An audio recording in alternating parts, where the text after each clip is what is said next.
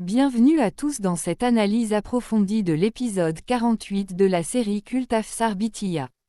Si vous suivez cette fresque dramatique qui dépeint avec une précision chirurgicale les tensions sociales, les luttes de pouvoir et l'ambition féminine en Inde rurale, cet épisode constitue sans aucun doute un tournant psychologique et narratif majeur. Jusqu'à présent, nous avons vu la jeune Krishna se battre contre les préjugés, la pauvreté et les machinations de l'élite locale pour réaliser son rêve, devenir Block Development Officer, une haute fonctionnaire respectée. Face à elle se dresse la famille de Tintin Singh, un propriétaire terrien arrogant et corrompu, ainsi que les proches de Pinky, une jeune femme superficielle portée par le népotisme et le mépris de classe. Dans cet épisode 48, la tension accumulée au cours des examens et des entretiens atteint son point de rupture. Nous n'assistons pas seulement à une rivalité administrative ou scolaire, mais à un véritable choc des valeurs, la dignité, le savoir et l'éthique incarnés par Krishna et Bablu se heurtent à la fierté mal placée, la manipulation et le désespoir aveugle représentés par Tintin Singh et Pinky. Nous allons décortiquer chaque scène, analyser les motivations profondes des personnages et comprendre comment un simple acte de courage juridique va bouleverser la dynamique de tous les protagonistes. L'épisode s'ouvre sur une scène d'une ironie mordante dans le domaine imposant de Tintin Singh. Bablu, le fils aîné de la famille, rentre de la capitale provinciale, Patna. Bablu n'est pas un homme de pouvoir ou de politique, c'est un enseignant dévoué qui croit en la méritocratie et en l'élévation par l'éducation. Il vient d'accompagner ses élèves, dont Krishna, à leur entretien décisif. Dès qu'il franchit le seuil, il est accueilli par des applaudissements sarcastiques. Tintin Singh, assis avec l'air d'un monarque offensé, commence à le railler ouvertement devant toute la maison. Pour Tintin Singh, le geste de son fils n'est pas un acte de bonté ou d'intégrité, mais une trahison intolérable. Comment son propre fils a-t-il pu encourager et applaudir des gens de basse extraction?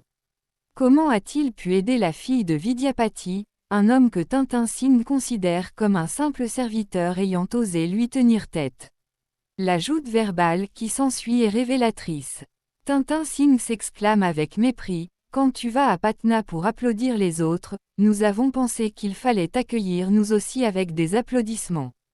Tu fais du travail social, tu aides cette fille qui ne possède rien et qui étudie gratuitement chez toi. Quel genre de spectacle donnes-tu à notre famille ?» Mais Bablu ne se laisse pas démonter. Avec un calme olympien et une fermeté inébranlable, il répond à son père que la vraie grandeur ne réside pas dans le statut social ou l'intimidation, mais dans la justice et le soutien apporté à ceux qui le méritent. Pour Bablu, aider Krishna n'est pas une provocation politique, c'est un devoir moral. Tintin Singh, furieux d'être contredit devant sa femme Ganga Devi et son second fils Pintu Singh, tente de renverser la situation en se posant en victime. Il accuse Bablu de se ranger du côté de ceux qui l'ont humilié au commissariat. Cette confrontation met en lumière la faille béante au sein de la famille Singh, d'un côté, un père obnubilé par le contrôle et le rang social, de l'autre, un fils éclairé qui refuse de sacrifier sa conscience sur l'autel de la tyrannie paternelle. Au milieu de cette tempête familiale se trouve Pintu Singh, le jeune frère de Bablu. Pintu occupe une position particulièrement inconfortable et tragique dans ce récit. D'un côté, son mariage avec Pinky a été arrangé par son père Tintin Singh pour des raisons d'alliance politique et financière. De l'autre, son cœur et son respect le poussent irrésistiblement vers Krishna, dont il admire la force, l'intelligence et la pureté d'intention. Lorsque Tintin Singh interpelle Pintu pour savoir pourquoi il a raccompagné Krishna et son père chez eux après l'entretien, Pintu tente de minimiser son geste. Il explique qu'il a simplement fait preuve de politesse et de civilité. Mais Tintin Singh ne laisse rien passer, tu dois apprendre la diplomatie du monde. Tu dois respecter ta future femme, Pinky, et sa famille. Tu ne peux pas te promener avec le père de Krishna comme s'il était ton égal, alors qu'il n'était qu'un employé. Pintu se tait, mais son regard en dit long. Contrairement à son père, il ne ressent aucun mépris pour les classes populaires. Il est coincé dans un carcan sociétal où l'obéissance filiale l'oblige à masquer ses véritables sentiments. Cette scène souligne la dualité de Pintu, il est tiraillé entre le devoir envers un père autoritaire et son affection naissante pour une femme qui représente tout ce que son père déteste. Par un contraste saisissant, le réalisateur nous transporte immédiatement après dans le foyer modeste de Krishna. Ici, pas de grand lustre, pas d'accumulation de richesses, mais une chaleur humaine palpable. Chanchal, la jeune sœur pétillante de Krishna, est ivre de joie. Pour elle, il ne fait aucun doute que sa sœur a brillamment réussi son entretien devant le jury du gouvernement. Dans une impulsion enfantine, elle décide d'organiser une célébration bien particulière, un jeu de cordes à sauter au milieu de la cour de la maison. Elle entraîne sa mère, Saraswati, qui hésite d'abord, prétextant le travail domestique et le candidat téton des voisins. Mais Chanchal insiste avec enthousiasme, pourquoi te soucier de ce que disent les gens? Krishna va devenir un grand officier BDO. Le résultat est déjà couronné de succès. Saraswati finit par céder, et l'on voit la mère et ses filles rire et sauter à la corde.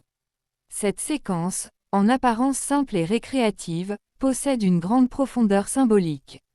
Elle montre que malgré la pauvreté, la menace constante de l'échec et la pression sociale, la famille Raj possède une richesse intangible, l'amour inconditionnel et la joie sincère. Krishna, tout en restant humble, savoure ce moment de répit avant la tempête qui s'annonce. Pendant que la joie règne chez Krishna, le désespoir le plus sombre s'empare de la demeure de Bihari Lal. Sa fille, Pinky, est rentrée de l'entretien dans un état de prostration et de rage incontrôlable. Pinky sait pertinemment qu'elle a été médiocre face aux questions pointues du district collector. Elle sait que sans tricherie ni pot de vin, elle n'a aucune chance d'obtenir le poste face au talent brut de Krishna. Ses parents, Bihari et Dehati, tentent de la réconforter avec des paroles creuses, lui proposant de sortir se promener pour se changer les idées. Mais ces tentatives ne font qu'attiser le feu de sa colère. Pinky explose et leur crache toute sa rancœur. Pourquoi m'avez-vous mis au monde si vous êtes incapable de m'obtenir ce poste? Vous ne faites que parler. Le décès s'est moqué de moi, et vous êtes resté là sans rien faire. Pendant ce temps, cette mine de charbon de Krishna va devenir BDO, et tout Bhagalpur va se moquer de nous. Pinky pointe également du doigt l'attitude de Pintu Singh. Elle a remarqué la façon dont Pintu regardait Krishna pendant l'épreuve, l'encouragement silencieux qu'il lui apportait, et le fait qu'il ait préféré raccompagner la famille de Krishna. Pour Pinky, c'est l'humiliation ultime. Elle comprend que même si le mariage a lieu, elle n'aura jamais le cœur de Pintu. Submergée par la jalousie, la honte est là. Peur de devenir la risée de la ville, Pinky se précipite dans sa chambre et verrouille la porte doublement. Pris de panique, Bihari et Dehati hurlent et frappent contre le bois. À l'intérieur, Pinky commet l'irréparable. Dans un geste de désespoir absolu, elle se tranche les poignets. Quand ses parents parviennent enfin à enfoncer la porte, ils découvrent leur fille inanimée, baignant dans son sang. Nous arrivons au climax dramatique de cet épisode. Bihari Lal et Dehati transportent d'urgence Pinky, inconsciente et saignant abondamment, vers l'hôpital le plus proche. La panique est totale. Bihari, habitué à utiliser le nom de son puissant protecteur Tintin Singh pour résoudre tous ses problèmes, s'attend à ce que le corps médical se précipite à son chevet. Mais la réalité est tout autre. Le médecin de garde examine rapidement l'état de la jeune fille et refuse catégoriquement de commencer l'intervention chirurgicale. Pourquoi? Parce qu'il s'agit d'une tentative de suicide, un acte classé comme affaire médico-légale.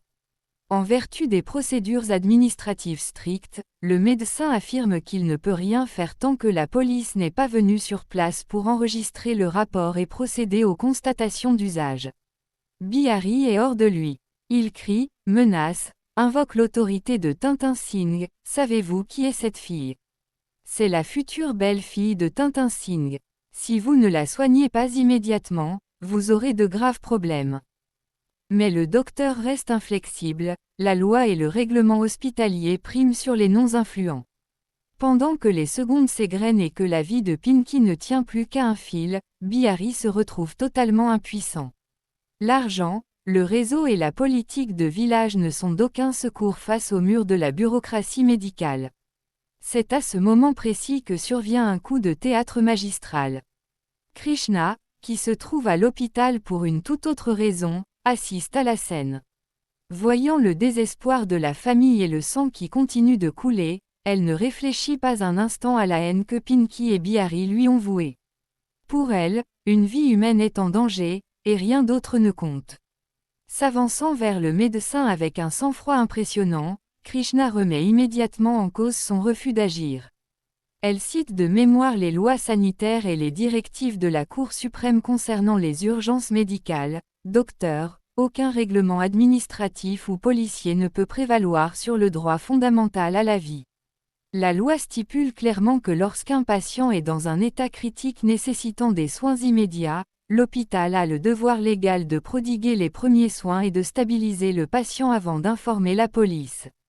Si cette fille meurt à cause de votre retard, c'est vous qui serez tenu pour responsable de non-assistance à personne en danger. Le médecin, sidéré par la maîtrise juridique, la précision des arguments et la stature imposante de cette jeune femme qui n'est pourtant pas encore officiellement nommée BDO, se rend immédiatement à l'évidence. Ces arguments sont irréfutables. Pris de conscience et d'appréhension face aux conséquences légales soulignées par Krishna, le médecin fait volte-face et crie à l'infirmière, amenez immédiatement la patiente au bloc opératoire.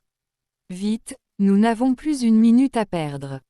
Grâce à l'intervention brillante et altruiste de Krishna, Pinky est emmenée d'urgence en salle d'opération, sauvant ainsi sa vie à quelques minutes près.